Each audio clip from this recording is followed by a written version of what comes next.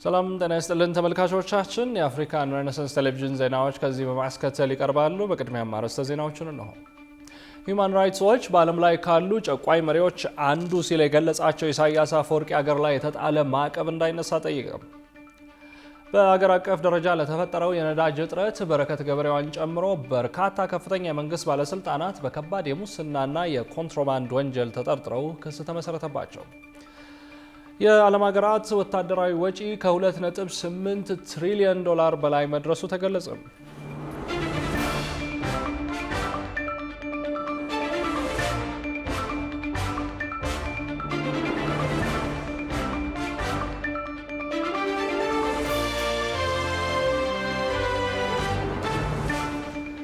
ውድ ተመልካቾቻችን በያላችሁበት የዓለም ጥግ ሰላምታችን ይድረስ። ይህ የአፍሪካን ሬኔሳንስ ቴሌቪዥን የዜና ሰዓት ነው።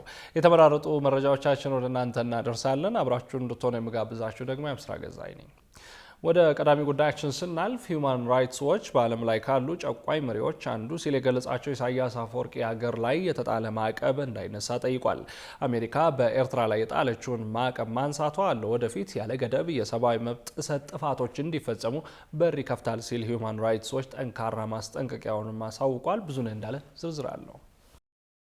ከሰሞኑ አሜሪካ በቀይ ባህር ዳርቻ ቁልፍ ቦታ ላይ በምትገኘው በኤርትራ ላይ የጣለቻቸውን ማዕቀቦች ልታነሳ መሆኗን የሚያመላክት የአሜሪካ መንግስት ውስጣዊ ሰነድን መመልከቱን ሮይተርስ የዜና ወኪል መዘገቡ ይታወሳል። ይህ የአሜሪካ ውሳኔ በንጹሐን ላይ የተፈጸመን ግፍና በደል መሸፈን ነው ያለው ሂውማን ራይትስ ዎች በኤርትራ ላይ የጣሉ ማዕቀቦችን ለማንሳት የሚደረግ እንቅስቃሴ እንዲቆም ጠይቋል። የዓለም አቀፉ የሰብአዊ መብት ተሟጋች ሂውማን ራይትስ ዎች የአፍሪካ ቀንድ ዳይሬክተር የሆኑት ላቲቲያ ባደር ካለፈው ወር አንስቶ የአሜሪካ መንግስት ከኤርትራ ጋር ያለውን ግንኙነት ለመመለስ እያሰበ ስለመሆኑ እየተሰማ ነው በማለት ገልጸዋል። ላቲቲያ ባደር በሂውማን ራይትስ ዎች የአፍሪካ ቀንድ ምክትል ዳይሬክተር በመሆን በማገልገል ላይ የሚገኙ ከፍተኛ የሰብአዊ መብት ተሟጋችና ተመራማሪ ናቸው። በኢትዮጵያና ኤርትራ የሰብአዊ መብት ጥሰቶችን፣ የጦር ወንጀሎችንና የሲቪክ ምህዳሩን መጥበብ ላይ ያተኮሩ በርካታ የምርመራ ዘገባዎችን አውጥተዋል። ላቲቲያ ይህ ከሆነ ደግሞ የኤርትራ መንግስትና ወታደራዊ ኃይል በጎረቤት ሀገር ኢትዮጵያ ትግራይ ክልል ውስጥ በፈጸመው ከባድ የመብት ጥሰት የተጣለበትን ማዕቀብ ማንሳት ሊያካትት እንደሚችል ያብራራሉ። ዳይሬክተሯ በመግለጫቸው በኤርትራም ሆነ በኢትዮጵያ ትግራይ ክልል ውስጥ ለተፈጸሙ ከባድ የመብት ጥሰቶች ተጠያቂነት በሌለበት ይህንን ማዕቀብ ማንሳት ወደፊት ለሚፈጸሙ የመብት ጥሰቶችም ቁጥጥር እንዳይኖር የሚያመቻች ነው ያሉ ሲሆን በቀይ ባህር ኮሪደር ላይ የምትገኘው ኤርትራ በወቅታዊ ጉዳዮች የተነሳ አሁን ላይ ጠቀሜታዋ እየጎላ መምጣቱን ገልጸዋል። እንዲህ አይነት እርምጃ ለመውሰድ ያሰበችው አሜሪካ ብቻም ሳትሆን የአውሮፓ ህብረትና ካናዳም ጭምር ከስደትና ከልማት ጋር በተገናኘ ግንኙነታቸውን ለማደስ እየገመገሙ መሆኑን የጠቀሱት ዳይሬክተሯ ጨምረውም ዲፕሎማሲ ለ10 ዓመታት የዘለቀውን የሰብአዊ መብት ጥሰት ችላ ካለ ተጨማሪ ጥሰቶችን ሊያስከትል ይችላል ብለዋል። ላቲቲያ ባደር በመግለጫቸው እንደ አውሮፓውያን አቆጣጠር ከ1993 አንስቶ የኤርትራ ፕሬዝዳንት የሆኑት ኢሳያስ አፈወርቂ በዓለም ላይ ካሉ ጨቋኝ መሪዎች አንዱ መሆናቸውን ጠቅሰው የግዳጅ ወታደራዊ ምልመላ ፖሊሲያቸውን እንደቀጠሉበት፣ የጉልበት ብዝበዛም እንደሚያከናውኑና ሸሽተው ከሀገር የሚወጡ ዜጎችን ቤተሰቦች እንደሚቀጡም አስረድተዋል። እንዲሁም በመንግስት ላይ ትችት የሚያቀርቡን የሃይማኖት መሪዎችንና ጋዜጠኞችን ያለምንም የፍርድ ቤት ሂደት ለዓመታት ያህል ማሰራቸውን የጠቀሱት ዳይሬክተሯ አስከትለውም ከ2020 እስከ 2022 በኢትዮጵያ ውስጥ በትግራይ ክልል በተካሄደው ጦርነት ወቅት የኤርትራ ወታደሮች የጅምላ ግድያ፣ አፈና፣ አስገድዶ መድፈርና ዝርፊያ አስከፈጽሟል። አሁንም ቢሆን የኤርትራ ወታደሮች በያዙት የትግራይ ክልል ውስጥ ግፍ እየፈጸሙ ይገኛሉ በማለት አስታውቀዋል። በማጠቃለያቸውም ኤርትራ ከዚህ ቀደም ለፈጸመቻቸው አሁን እየፈጸመች ላለው የሰብአዊ መብት ጥሰት ተጠያቂነት እስካላሰፈነች ድረስ አሜሪካ የጣለችው ማዕቀብ ማንሳት የለባትም በማለት አሳስበዋል። አሜሪካ ከኢራን ጋር በገባችው ጦርነት ምክንያት የሆርሙዝ ወሽመጥ በመዘጋቱ ከእስያ ወደ ሜዲትራኒያን ባህር ለሚደረገው የባህር ላይ ንግድ በቀይ ባህር ላይ የሚኖር ቁጥጥር አስፈላጊነቱን አጉልቶታል። አሜሪካ ከኤርትራ ጋር ያላትን ዲፕሎማሲያዊ ግንኙነት በማደስም በቀጠናው ስትራቴጂክ አጋር የማድረግ ፍላጎት እንዳላትም ተመላክቷል። በዚህም ምክንያት የቀድሞ የአሜሪካው ፕሬዚዳንት ጆ ባይደን ኤርትራ በትግራይ ጦርነት ከነበራት ተሳትፎ ጋር በተያያዘ ከ5 ዓመታት በፊት በኤርትራ ገዢው ፓርቲ ወታደራዊና ፖለቲካዊ ባለስልጣናት ላይ የተጣሉ ማዕቀቦችም ሊነሱ ይችላሉ ተብሏል። በወቅቱ የአሜሪካ መንግስት ማዕቀብ የጣለው በ4 የኤርትራ ተቋማትና በሁለት ኤርትራውያን ባለስልጣናት ላይ ነበር። የአሜሪካ ግምጃ ቤት በወቅቱ በድረገጹ ባወጣው ጽሑፍ ላይ እንዳሰፈረው በፕሬዝዳንታዊ ትዕዛዝ አማካኝነት ኤርትራውያኑ ተቋማትና ግለሰቦች ማዕቀብ የተጣለባቸው ለኢትዮጵያ ደህንነትና አንድነት ስጋት በመደቀናቸው ነው። ባለስልጣናቱ የኤርትራ ብሔራዊ ደህንነት ኃላፊ ብርጋዴር ጀነራል አብርሃም ካሳነ ማርያምና የኤርትራው ገዢ ፓርቲ የምጣኔ ሀብት አማካሪ ሀጎስ ገብረሕይወት ወልደ ኪዳን ናቸው። የአሜሪካ ግምጃ ቤት በአውሮፓውያኑ 2020 ባወጣው ጽሑፍ ማዕቀቡ በቀጠናው በመቶ ሺህ የሚቆጠሩ ሰዎችን ቀውስ ውስጥ የከተቱ አካላትን ኢላማ እንዳደረገም አስታውቋል። በዚህም ነው የዓለም አቀፉ የሰብአዊ መብት ተሟጋች ሂውማን ራይትስ ዎች ፍትህ ሳይረጋገጥ እነዚህና ሌሎች ማዕቀቦች እንዳይነሱ የጠየቀው። በአገር አቀፍ ደረጃ ለተፈጠረው የነዳጅ እጥረት በረከት ገበሬዋን ጨምሮ በርካታ ከፍተኛ የመንግስት ባለስልጣናት በከባድ የሙስናና የኮንትሮባንድ ወንጀል ተጠርጥረው ክስ ተመሰረተባቸው። የፌዴራል ከፍተኛ ፍርድ ቤት ልደታ ምድብ የሙስና ጉዳዮች ወንጀል ችሎት መዝገቡን ተቀብሎ ማየት መጀመሩም ተነግሯል። ስነ ፀሐይ ተስፋ ተጨማሪ አላት። የኢትዮጵያ ነዳጅና ኢነርጂ ባለስልጣን ምክትል ዋና ዳይሬክተርና የኢትዮጵያ ነዳጅ አቅራቢ ድርጅት ዋና ዳይሬክተር ወይዘሮ በረከት ወርቁን ጨምሮ በገበያ ላይ የነዳጅ እጥረት እንዲከሰት አድርገዋል በተባሉ 13 ግለሰቦች ላይ ክስ ተመሰረተ። የፌዴራል ከፍተኛ ፍርድ ቤት ልደታ ምድብ የሙስና ጉዳዮች ወንጀል ችሎት መዝገቡን ተቀብሎ ማየት ጀምሯል። በአቃቢ ሕግ ክስ ላይ እንደተመላከተው ባለስልጣናቱ የፈቃድ አሰጣጥ መመሪያን በመጣስ ከተከሳሽ ወይዘሮ በረከት ወርቁ ጋር በመመሳጠር ከ466 ሺህ ሊትር በላይ ነጭ ናፍጣ ያለምንም ህጋዊ አግባብ እንድታገኝ አድርገዋል። ተከሳሿ ወይዘሮ በረከት ከዚህ ቀደምም ለኢንቨስትመንት በሚል ሽፋን በጋምቤላ ክልል ዲማ ከተማ በወጣ የንግድ ፍቃድ ከ100 ሺህ ሊትር በላይ ነዳጅ በቀጥታ ከጅቡቲ በመውሰድ ምንም አይነት የነዳጅ ማከማቻ ሳይኖራት ከ100 ብር በማይበልጥ ዋጋ የተገዛውን ነዳጅ 1200 ብር አካባቢ ለወርቅ አምራቾች በህገወጥ መንገድ መሸጧ በክሱ ላይ በዝርዝር ቀርቧል። የእነዚህ ባለስልጣናት እና የግለሰቧ ህገወጥ ድርጊት በመንግስት ሀብት ላይ ከፍተኛ ጉዳት ከማድረሱም በላይ በገበያው ላይ ለታየው የነዳጅ እጥረት ዋነኛ ምክንያት መሆኑን ክሱ ያስረዳል። በተጨማሪም በዚሁ የክስ መዝገብ የተካተቱ ሌሎች ተከሳሾች በሚሊዮን የሚቆጠር ሊትር ነዳጅ በማጭበርበር ህገወጥ የነዳጅ አከፋፋይነት ፈቃድ በማውጣት እንዲሁም ነዳጅ ከመንግስት ቁጥጥር ውጭ አድርገዋል ተብለው ተከሰው ፍርድ ቤት ቀርበዋል። ፍርድ ቤቱ የክስ መቃወሚያ ለመስማት ለግንቦት 10 ቀጠሮ መያዙ ተገልጿል። በተያያዘ ዜና 15000 ብር መደለያ የተቀበለች የነዳጅ ማደያ ሰራተኛ በቁጥጥር ስር መዋሉን የንፋስ ስልክ ላፍቶ ክፍለ ከተማ ዋና መምሪያ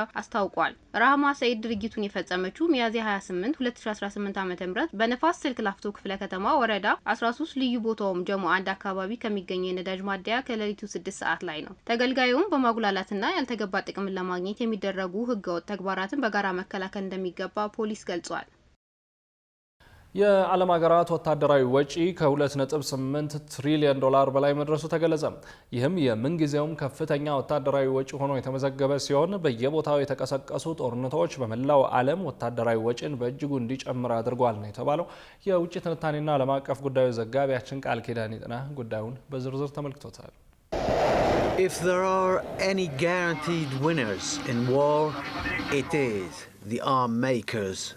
ሰላም የሰው ልጆች ሁሉ በእድሜ ዘመናቸው የሚሹት ሊያገኙትም የሚገባ የሰብአዊ ፍጡር ሁሉ የመኖር መሰረት ነው።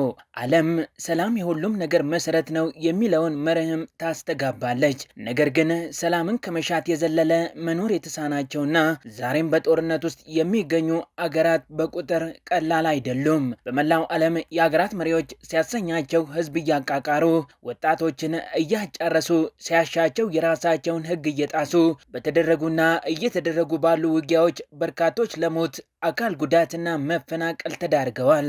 ተማሪዎች ከትምህርት ገበታ ውጪ ሆነዋል። በቢሊዮን ዶላሮች የሚገመት ንብረትም ወድሟል። ሰላም ጠፍቶ ጦርነት በነገሰበት ሀብትና ንብረት ቀርቶ ህይወትም ዋስትና ባጣበት በዚህ ዘመን የዓለም ሀገራት አካሄዳቸውን አርመው ኃይላቸውን ለሰው ልጅ ሰላምና ለምድሪቱ ልማት ከማዋል ይልቅ ውሎ ያደረ የሚያደረጁት ንግግር፣ ምክክር፣ መግባባታቸውን ሳይሆን ወታደራዊ አቅማቸውን መሆኑ ደግሞ አሳዛኙ እውነታ ነው። Global military spending in 2025 climbed to nearly $2.9 trillion, the highest ever recorded. የዓለም ሀገራት ወታደራዊ ወጪ ከ2.8 ትሪሊዮን ዶላር በላይ መድረሱ የተገለጸ ሲሆን ይህም የምድራችን የምንጊዜውም ከፍተኛ ወጪ ሆኖ ነው የተመዘገበው። የዓለም ከሚባሉት ሁለት አስከፊ ጦርነቶች በኋላ የኖረውን የዓለም ሕዝብ የሰላም ጥማት ለማርካት የተመሰረተው የተባበሩት መንግስታት ድርጅት በየቦታው የተቀሰቀሱ ጦርነቶች በመላው ዓለም ወታደራዊ ወጪን በእጅጉ እንዲጨምር አድርጓል ይላል። ይግረማችሁ ብሎ የዓለም ሀገራት ወታደራዊ ወጪ እኔ ከምጠቀመው ዓመታዊ መደበኛ መደበኛ በጀት በ776 እጥፍ ይበልጣል ያለው ድርጅቱ አካሄዳቸው በዚሁ የሚቀጥል ከሆነ በ2035 የዓለም ወታደራዊ ወጪ 6.6 ትሪሊዮን ዶላር ሊደርስ እንደሚችልም ትንበያውን አስቀምጧል። ዓለም ለሰላምና ለልማት ከምታውለው በጀት ይልቅ ለጦርነትና ለጦር መሳሪያ የምታወጣው ወጪ በከፍተኛ ሁኔታ እየጨመረ መምጣቱን የሚያሳየው መረጃው ባለፉት 10 ዓመታት ብቻ የዓለም ወታደራዊ ወጪ 41 በመቶ መጨመሩን አመልክቷል። ከፍተኛ ወታደራዊ በጀት ከሚያወጡ ሀገራት መካከል አሜሪካ፣ ቻይና፣ ሩሲያና ህንድ ቀዳሚውን ተርታ የሚይዙ ሲሆን የአውሮፓ ሀገራትና ሌሎችም የእስያ ሀገራት እንደሚገኙበትም ተነግሯል። The US, China and Russia combined account for just over half of all spending. በመላው ዓለም በተለያዩ ሀገራት መካከል እየተደረጉ ባሉ ጦርነቶች ምክንያት ከመቀነስ ይልቅ እንደሚጨምር የሚታመነው ወታደራዊ ወጪ ፈጠነም ዘገየ ዓለም ወደ ከፋ ቀውስ መግባቱ አይቀሬ ነው እየተባለ ሲሆን አሁን የሁሉም ጥያቄ ይህንን ቀውስ እያስከተለ ያለውንና የሚያስከትለውን ጦረኝነት ማን ሊያስቆመው ይችላል የሚል ቢሆንም በእርግጥ እስካሁን ካየነው ከፈጣሪ በታች ማንም የለም። Whatever the label, insecurity and rearmament go hand in hand. ወደ ተመልካቾቻችን ግንቦት 24 2018 ዓ.ም ሊካሄድ ቀነቀጠሮ የተቆረጠለት ሰባተኛው ጠቅላላ ምርጫ ሊካሄድ ጥቂት ቀናት ብቻ ቀርተውታል። እኛም በየዕለቱ ምርጫ ነክ ዘገባዎችን ወደ እናንተ እያደረስን እንገኛለን። በዛሬው ጥንቅራችንም ሳምንቱ ከምርጫ ጉዳዮች ጋር በተያያዘ እንዴት አለፈ የሚለውን በወፍ በረር ይስሐቅ እንድሪስ እንደሚከተለው ያስቃኘናል። የኢፌዴሪ ሕገ መንግሥት አንቀጽ 38 የመምረጥ እና የመመረጥ መብትን ይደነግጋል። እኛም ዕለታዊ የምርጫ ነክ ጉዳዮች የሚቀርቡበት የዘገባ መሰናዷችንን አርትስ 38 ብለነዋል። ይህ የምርጫ ዘገባ በአርትስ ቴሌቪዥን የገቨርናንስ ዴስክ ተዘጋጅቶ የሚቀርብላችሁ ነው።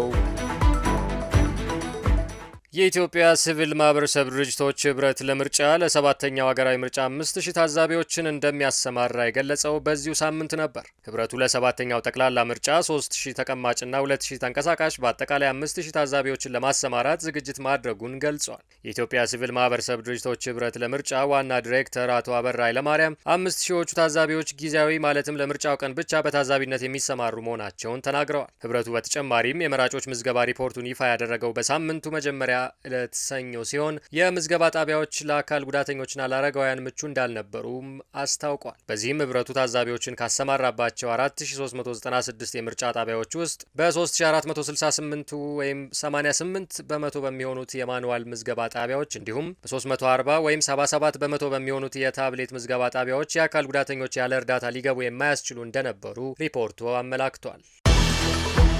በኢትዮጵያ 5 ሚሊዮን የአካል ጉዳተኞች የምርጫ ካርዳቸውን እንዲወስዱ ቢታቀድም በአጠቃላይ የምዝገባ ካርዳቸውን የወሰዱት 167 ሺህ ብቻ መሆናቸውም የተገለጸው በዚሁ ሳምንት ነበር። የኢትዮጵያ አካል ጉዳተኞች ማህበራት ፌዴሬሽን ዋና ዲሬክተር አቶ አባይነህ ጉጆ ከጣቢያችን ጋር ባደረጉት ቆይታ በኢትዮጵያ በአጠቃላይ 23 ሚሊዮን የአካል ጉዳተኞች የሚገኙ ሲሆን ከእነዚህም መካከል 61 በመቶ የሚሆኑት ለመምረጥ ዕድሜያቸው የደረሰ መሆኑን ገልጸዋል። በዚህም ግንቦት 24 ቀን 2018 ዓ.ም ይካሄዳል ተብሎ ለሚጠበቀው ጠቅላላ ምርጫ 5 ሚሊዮን የአካል ጉዳተኞች የምርጫ ካርዳቸውን እንዲወስዱ ቢታቀድም አጠቃላይ ካርዳቸውን የወሰዱ የአካል ጉዳተኞች ቁጥር 167 ሺህ ወይም 3 በመቶ የሚሆኑት ብቻ ናቸው ሲሉ ገልጸዋል። የፌዴሬሽኑ ዋና ዳይሬክተር በዘንድሮ ጠቅላላ ምርጫ የምዝገባ ወቅት የምርጫ ካርዳቸውን የወሰዱ የአካል ጉዳተኞች ቁጥር አነስተኛ የሆነበት ምክንያትም የመረጃ ተደራሽነት ክፍተት እንደሆነ አስረድተዋል።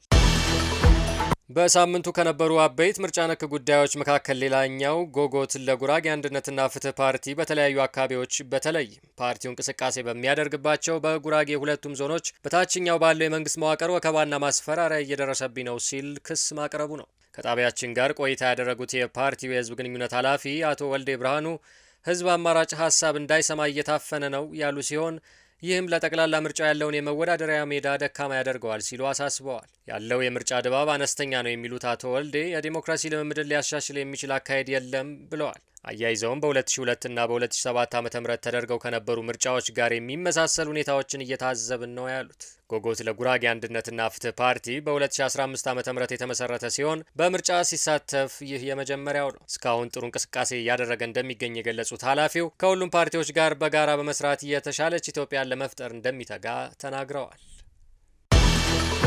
የኢትዮጵያ ወጣቶች ፌዴሬሽን በመጪው 7ኛው ጠቅላላ ሀገራዊ ምርጫ ከ32000 በላይ የምርጫ ታዛቢዎችን እንደሚያሰማራ ያስታወቀውም በዚሁ ሳምንት ነው። የፌዴሬሽኑ ጽህፈት ቤት ኃላፊ አቶ ሙሀዲን ናስር በተለያዩ አማራጮች የመራጮች ትምህርት መስጠትና መታዘብ የሚያስችለውን ፈቃድ ከብሔራዊ ምርጫ ቦርድ በማውጣት በ7ኛው ጠቅላላ ምርጫ የምርጫ ተሳትፎ እያደረገ እንደሚገኝ ገልጸዋል። ፌዴሬሽኑ የመጀመሪያ ዓላማው ዜጎች ምርጫ ካርድ እንዲያወጡ ማድረግ እንደነበር የገለጹት ኃላፊው ከዚያም ምርጫ ቦርድ ምርጫ ይደረግባቸዋል በሚላቸው ሁሉም ክልሎች 35000 ታዛቢዎችን ለማሰማራት እየተንቀሳቀሰ መሆኑን እንዲሁም እስከ ሚያዝያ 2 ቀን 2018 ዓ.ም ድረስ ከ32400 በላይ ታዛቢዎችን ለይቶ ስልጠና እየሰጠ እንደሚገኝም አስረድተዋል።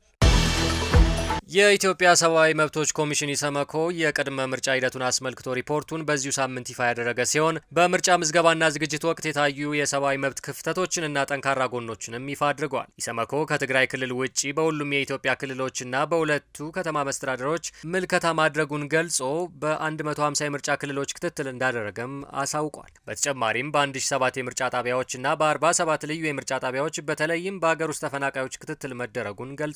በዚህም የኮሚሽኑ የሲቪልና ፖለቲካ መብቶች ዳይሬክተር መቅደስ አመኑ የምርጫ ጣቢያዎች ክልክል በሆኑ በመከላከያና በፖሊስ ጣቢያዎች እንዲሁም በመጠጥ ቤቶች መቋቋማቸውን ኮሚሽኑ ማረጋገጡን ገልጸዋል። በተጨማሪም በጋምቤላ ክልል ላሬ በሚባል የምርጫ ጣቢያ የመራጮች ምዝገባ ቁሳቁስ ዘግይቶ በመድረሱ ምክንያት የመራጮች ምዝገባ ለ3 ቀናት ብቻ ተከናውኗል ብለዋል። የሪፖርቱን ይፋ መሆን ተከትሎ የኢትዮጵያ ብሔራዊ ምርጫ ቦርድ ምክትል ሰብሳቢ ተስፋዬ ነዋይ በበኩላቸው የፖሊስ አባላት ልብስ የሚቀይሩበትና የሚያርፉበት ቦታ የተቋቋሙ የምርጫ ጣቢያዎች መኖራቸውን አምነው ፖሊስ ጣቢያ ውስጥ የተቋቋሙ የምርጫ ጣቢያዎች ግን የሉም ሲሉ ምላሽ ሰጥተዋል። በሳምንቱ ከነበሩ አበይት ጉዳዮች መካከል ሌላኛው የኦሮሞ ነጻነት ግንባር ፕሬዝዳንት አቶ ዳውድ ኢብሳ በኦሮሚያ ክልል አንዳንድ አካባቢዎች ባለው የጸጥታ ችግር ምክንያት በ7ኛው ሀገራዊ ምርጫ በእጩነት እንደማይወዳደሩ ድርጅቱ ማስታወቁ ነው። የኦነግ የዲሲፕሊንና የቁጥጥር ኮሚቴ ሊቀመንበር አቶ አለማየሁ ዲሮ አቶ ዳውድ የሚወዳደሩበት ሆሮ ጉድሩ አካባቢ ያለው የጸጥታ ስጋት ለውሳኔው ዋነኛ ምክንያት ሆኗል ሲሉም ገልጸዋል። ይሁን እንጂ በፕሬዝደንቱ የምርጫ ክልል ሌሎች ብቁ እጩዎችን በማግኘት የመተካት ስራ መከናወኑንም ሊቀመንበሩ ጠቁመዋል። ውድ ተመልካቾቻችን በሳምንቱ የነበሩ አበይት የምርጫ ጉዳዮች እነዚህን ይመስላሉ። በየዕለቱ የተመራረጡና አዳዲስ ምርጫ ነክ ጉዳዮችን ወደ እናንተ ማቅረባችንን እንደምንቀጥል ከወዲሁ እየገለጽን አብሮነታችሁ እንዳይለየን እንላለን። ክቡራትና ክቡራን ተመልካቾቻችን አሁንም የአፍሪካን ሬኔሳንስ ቴሌቪዥን ዜናዎች እንደቀጠሉ ናቸው። ወደ ቀጣዮቹ ጉዳዮቻችን ከመሻገራችን በፊት ይፋዊ የማህበራዊ ገጾቻችንን እናስታውሳችሁ ወደድን። በቴሌቪዥን ስርጭት ያለፏችሁን ፕሮግራሞቻችንን ከ1.8 ሚሊዮን በላይ ሰብስክራይበሮች ባሉት አርትስ ቲቪ ወርልድ ዩቲዩብ ገጻችን በኩል ልትከታተሉ ትችላላችሁ። በተጨማሪም በርካታ ተከታዮችን ባፈራንባቸው በፌስቡክ፣ በቀድሞ ትዊተርና በአሁኑ ኤክስ እንዲሁም በቲክቶክ እና ኢንስታግራም ገጾቻችን በኩል ቤተሰብ መሆን ትችላላችሁ። ካፍታ ቆይታ በኋላ በአርት ስፔሻል የመረጃ ሰዓታችን ልዩ የመዝናኛ የኪነ ጥበብና የሁነት መረጃዎችን ወደ እናንተ እናደርሳለን። ይጠብቁን። በዲጂታሉ ዓለም የፕሬስ ነጻነትን በማረጋገጥ ለዘላቂ ሰላም መስራት እንደሚገባ ተገለጸ።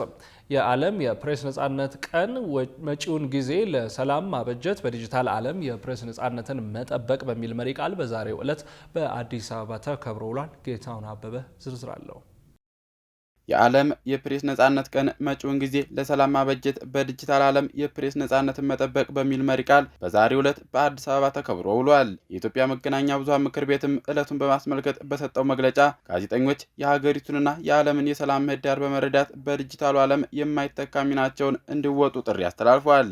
በመድረኩ ላይ ንግግር ያደረጉት የኢትዮጵያ ሚዲያ ምክር ቤት የስራ አስፈጻሚ ኮሚቴ ሰብሳቢ አቶ አማራ አረጋዊ ሚዲያው በዲጂታል ዘመን ያሉበትን እድሎችና ተግዳሮቶች አንስተዋል። በተለይም በሕግና በአሰራር ክፍተቶች ምክንያት በመገናኛ ብዙሃን ተቋማትና በጋዜጠኞች ላይ የሚስተዋሉ ጫናዎች መፍትሄ ሊበጅላቸው እንደሚገባ አመልክተዋል። የፕሬስ ነጻነት ቀን መጪውን ጊዜ ለሰላም ማበጀት ወይም መቅረጽ በዲጂታል ዓለም የፕሬስ ነጻነትን መጠበቅ በሚል መሪ ቃል ሲከበር የፕሬስ ነጻነት መሰረታዊ መርሆችን በማጽናት ከዓለም አቀፍ ማህበረሰብ ጋር በመቀላቀል በኢትዮጵያ ውስጥ ግጭቶችን እንዲወገዱ መግባባትን፣ ዲሞክራሲን በማጠናከርና ዘላቂ ሰላምን በመደገፍ ነፃ፣ ገለልተኛና ኃላፊነት የሚሰማው ፕሬስ ወሳኝ ሚና እንዳለው ድምፃችንን በድጋሚ የምናሰማበት ቀን ነው።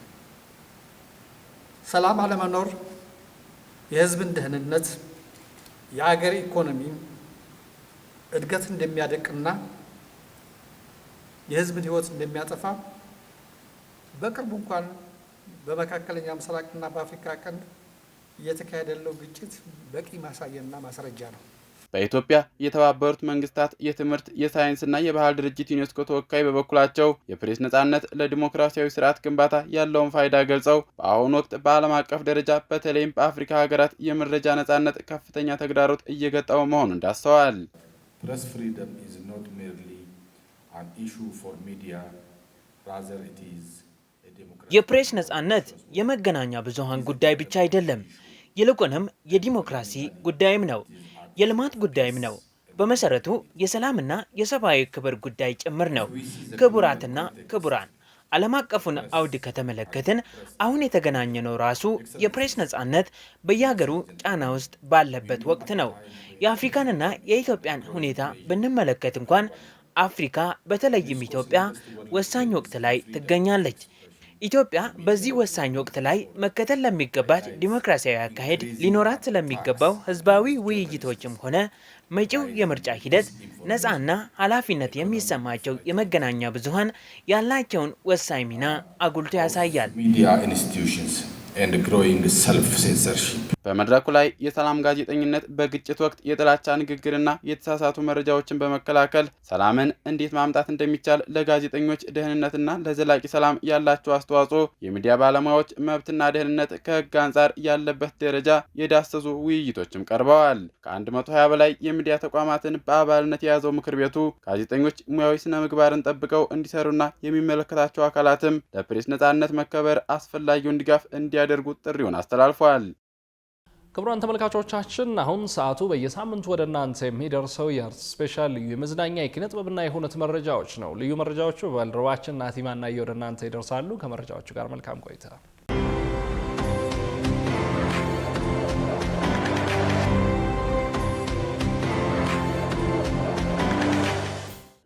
የተወደዳችሁ እንዴት ናችሁ? ይህ አርት ስፔሻል ነው። ዋና ጉዳዮች ኢትዮጵያ ለኪነ ጥበብ ባለሙያዎቿ የክብር ሐውልት አቆመች። ፕሮፌሰር መስፍን ወልደማርያም ሊዘከሩ ነው። የአንጋፋ ፖለቲከኛ ሌንጮ ለታ የህይወት ታሪክ መጽሐፍ ለንባብ ሊበቃ ነው። እነዚህንና ሌሎችንም የሁነትና ኪነት መረጃዎች ይዘናል። አብራችሁን ሆኖ ኢትዮጵያ ለኪነ ጥበብ ባለሙያዎቿ በአዲስ አበባ ሐውልት አስቀርጻ ቆማለች። እነዚህም ሐውልቶች ለተማክሰኞ ሚያዝያ 27 2018 ዓ.ም በአርበኞች ቀን ለህዝብ እይታ በቅተዋል። ተመርቀው በይፋ ለህዝብ እይታ ከበቁ የኪነ ጥበብ ባለሙያዎች ሐውልቶች መካከልም ግንባር ቀደሙ የአንጋፋው ድምፃዊ ጥላሁን ገሰሰ ሐውልት ነው። ድምፃዊ ጥላሁን ገሰሰ ቆሜ ልመርቅሽ ያላት ኢትዮጵያ 6 ኪሎ ከያሬድ ሙዚቃ ትምህርት ቤት አጠገብ የክብር ሐውልት አቆማለች። ይህም ሐውልት ከ18 ሚሊዮን ብር በላይ እንደወጣበት ተነግሯል። ይቀረኝ የምለው የሚቆጨኝ ባለም ኢትዮጵያ እድሜ ላንቺ ያላየሁት የለም። በሌላ በኩል ለአንጋፋው ደራሲ ስብሐት ገብረ እግዚአብሔር በተለያዩ መጽሐፍቱ ባነሳሳት ውቤ በረሃ ላይ ሐውልት ተሰርቶለታል። ከሐውልቱ ምረቃ ጎን ለጎንም የደራሲ ስብሐት ገብረ እግዚአብሔር የተወለደበት 90ኛ ዓመት የልደት በዓሉ በወዳጆቹ ተዘክሯል። እኔም ሞተው በሰዎች ልብ ውስጥ ስሞት ነው የሚለውን ንግግሩን በማስታወስም ወዳጆቹ፣ ቤተሰቦቹ በተገኙበት ልደቱ ተከብሯል። የህይወት ፍልስፍና ንገር። የህይወት ፍልስፍና ያንተ የህይወት ፍልስፍና እንደመጣ መኖር ነው። በሌላ በኩል ለባለቅኔው፣ ለጸሐፌ ተውኔቱ፣ ለገጣሚው ሎሬት ጸጋዬ ገብረ መድኅን በሰባ ደረጃ አካባቢ ተቀምጦ የሚታይበት ሐውልት ተሰርቶለታል። ውሃ እንደ ዱታ ሲተምም በድን ሸለቆ ሲናገር በሰማይ ፈረስ ተጭኖ ከአጽናፍ አጽናፍ ሲንደረደር ሲያኩተመትም ሲያስገመግም በዓይነ ህሊና ለመመስከር ሳንጨነቅ ሳንገደር ለማንም ምንም ሳናዋይ ሳንናገር ሳንጋገር ከዓይንሽ ከልብሽ ከልቤ አዋሽ ማዶ አብረን እንብረር። በተጨማሪም ለድምፃውያኑ መሐሙድ አህመድ፣ አሊ ቢራ፣ ሃጫሉ ሁንዴሳ የታነጸላቸው ሐውልቶች በተመሳሳይ ቀን ከተመረቁት ውስጥ ናቸው። የጃፓኑ ኮራንጌ ባንድ ነው።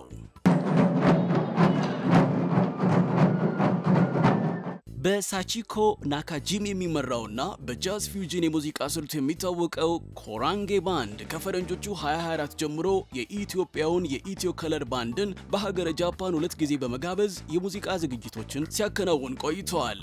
አሁን ላይ ደግሞ የጃፓኑ ባንድ ወደ ኢትዮጵያ በመምጣት ከኢትዮጵያ ጉንጉን የባህል ባንድ ጋር በመሆን ልዩ የሙዚቃ ድግስ አዘጋጅተዋል።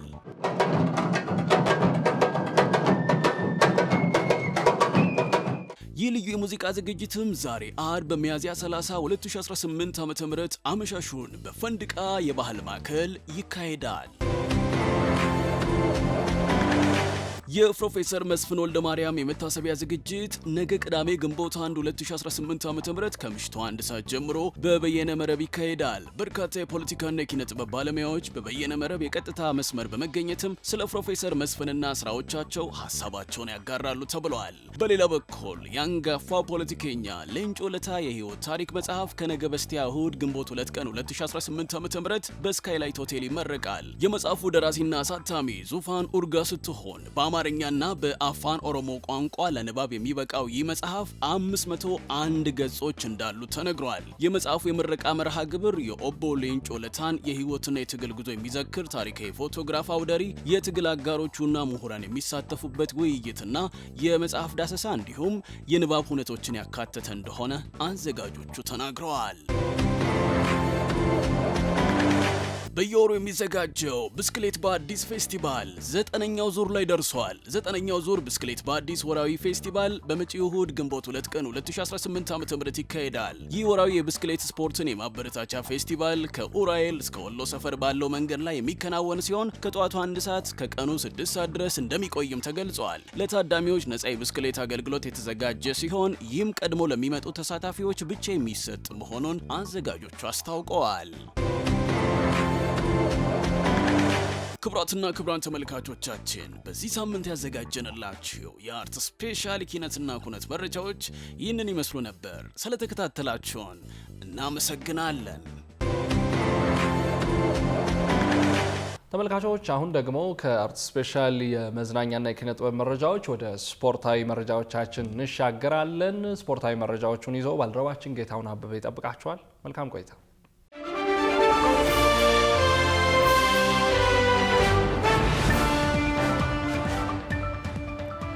እንዴት ቆያችሁ ውድ ተመልካቾቻችን? አሁን የሰዓቱን ስፖርታዊ መረጃዎች ወደ እናንተ የምናደርስበት ጊዜ ላይ ደርሰናል። ከመረጃዎቹ ጋር ጌታውን አበበ ቆይታ አደርጋለሁ። መልካም ጊዜ።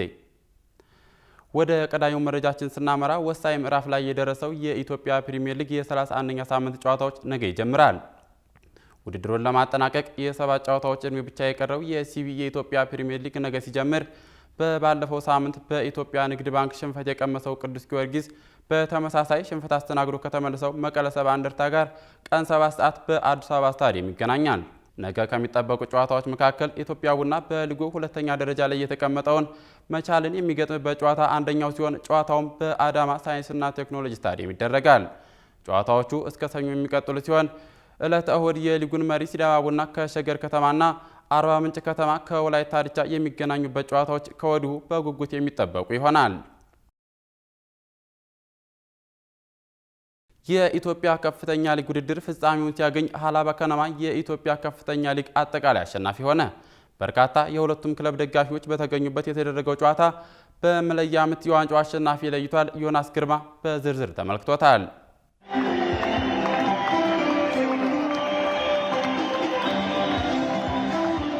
በኢትዮጵያ ውስጥ ከሚደረጉ የእግር ኳስ ውድድሮች መካከል የኢትዮጵያ ከፍተኛ ሊግ አንደኛው ሲሆን ወደ ዋናው የሀገሪቱ ሊግ የሚያድጉ ክለቦችን የሚለይ ውድድር በመሆኑ በበርካቶች ዘንድ በጉጉት ይጠበቃል። በባለፈው የውድድር ዓመት ኔጌሌ አርሲንና ሸገር ከተማን ወደ ኢትዮጵያ ፕሪሚየር ሊግ መርቆ የሸኘው ከፍተኛ ሊጉ ዘንድሮም ተረኞቹን ለይቷል።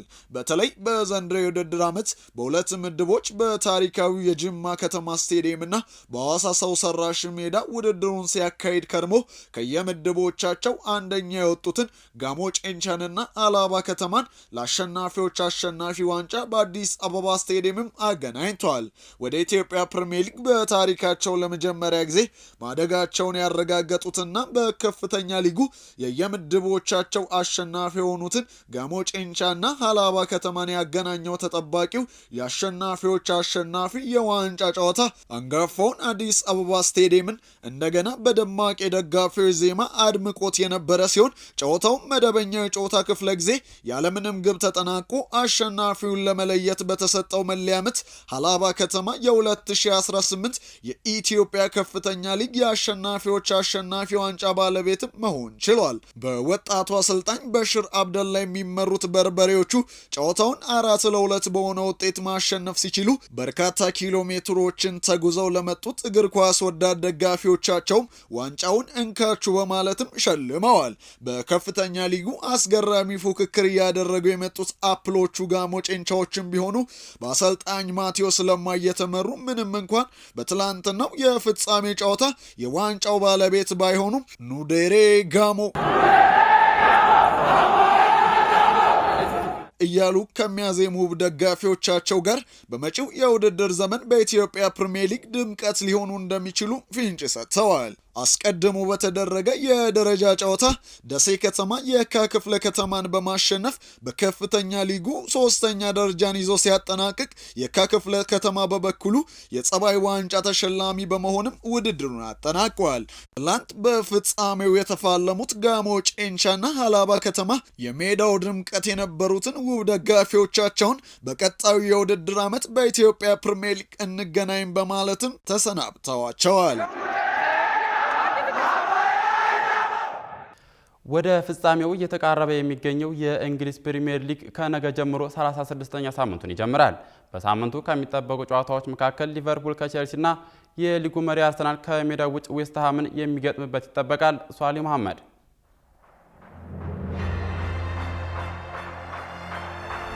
ወደ መዳረሻው እየደረሰ የሚገኘውና የሁለት ሳምንት እድሜ ብቻ የቀረው ተወዳጁ የእንግሊዝ ፕሪሚየር ሊግ 36ኛ ሳምንት ነገ ጅማሮውን ያደርጋል።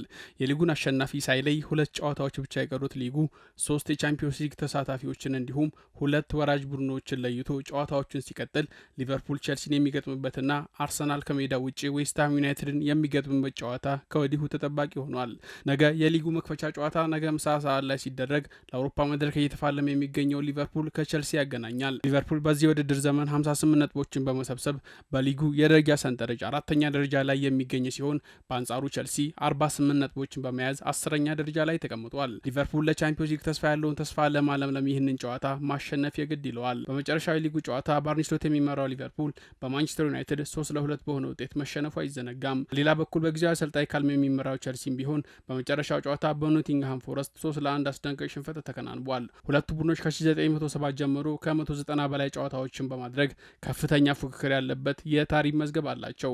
በአጠቃላይ ሊቨርፑል 88 ጊዜ በማሸነፍ የበላይነቱን ሲይዝ ቼልሲ 67 ጊዜ አሸንፏል።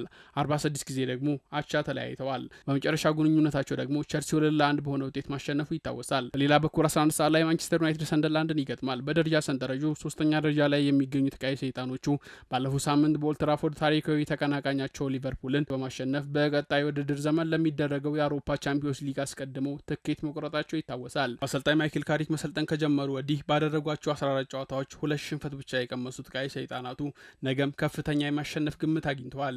ጥቋቁር ድመቶቹ በበኩላቸው አስደናቂ አጀማመር ቢያሳዩም በገጠማቸው የውጤት መዋዠቅ ምክንያት በሊጉ 12ኛ ደረጃ ላይ ተቀምጠው ይገኛሉ። ቡድኑ ባለፉት 3 ተከታታይ የሊጉ ጨዋታዎች ድል ማድረግ ያልቻለ ሲሆን በነገው ዕለት በደጋፊዎቻቸው ፊት ጠንካራ ፉክክር ሊያሳዩ እንደሚችሉ ተነግሯል።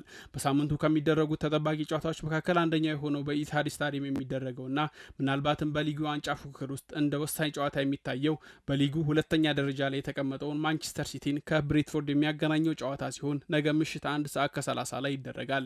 በሳምንቱ መጀመሪያ በኤቨርተን ነጥብ የጣሉት ውሃ ሰማያዊዎቹ የፔፕ ሰራዊቶች በዋንጫ ፉክክር ውስጥ ለመቆየት የማሸነፍ ግዴታ ውስጥ ገብተዋል። በሌላ በኩል በሊጉ 7ኛ ደረጃ ላይ የሚገኙት ብሬትፎርዶች የአውሮፓ መድረክ ተሳትፎ ለማግኘት በሚያደርጉት ጨዋታ በኢትሃድ ለማንቸስተር ሲቲ ቀላል ፈተና እንደማይሆኑ ይጠበቃል። እሁድም የሳምንቱ ተጠባቂ ጨዋታዎች ሲቀጥሉ ተከትሎ የሊጉ መሪ አርሰናል ሻምፒዮንነቱን ለማረጋገጥ የሚቀሩትን 3 ጨዋታዎች በድል ለመወጣት መድፈኞቹ ለዋንጫ መዶሻዎቹ ላለመውረድ የሚያደርጉ ፍልሚያ ይጠበቃል። የዘንድሮ የእንግሊዝ ፕሪሚየር ሊግ ፉክክር ወደ ማጠናቀቂያው የተቃረበ ሲሆን አርሰናል የዋንጫውን እድል ሙሉ በሙሉ በራሱ እጅ ለመወሰን የሚቀሩትን 3 ጨዋታዎች ማሸነፍ ይኖርበታል። የመጀመሪያው ፈተናውን በለንደን ስታዲየም ከዌስትሃም ጋር የሚያደርገው ጨዋታ ሲሆን ዌስትሃም በወራጅ ቀጠና ውስጥ በመገኘቱ ለህልውናው የሚፋለምበት ጨዋታ ሲሆን መድፈኞቹ በበኩላቸው የመሪነታቸውን መንበር ለማስጠበቅ ከፍተኛ ፉክክር ያደርጋሉ ተብሎ ይጠበቃል። በተለይ ቡካዮ ሳካ ወደ ቀድሞ ብቃቱ መመለሱ ለአሰልጣኝ ሚኬል አርቴታና ለደጋፊዎቻቸው ትልቅ እፎይታ ሆኗል። ክቡራትና ክቡራን ተመልካቾቻችን በእኔ በኩል ያስኳቸውን ስፖርታዊ መረጃዎች አጠናቅቄያለሁ። አሁን ወደ ያብ ስራ መልሳችኋለሁ። መልካም ጊዜ።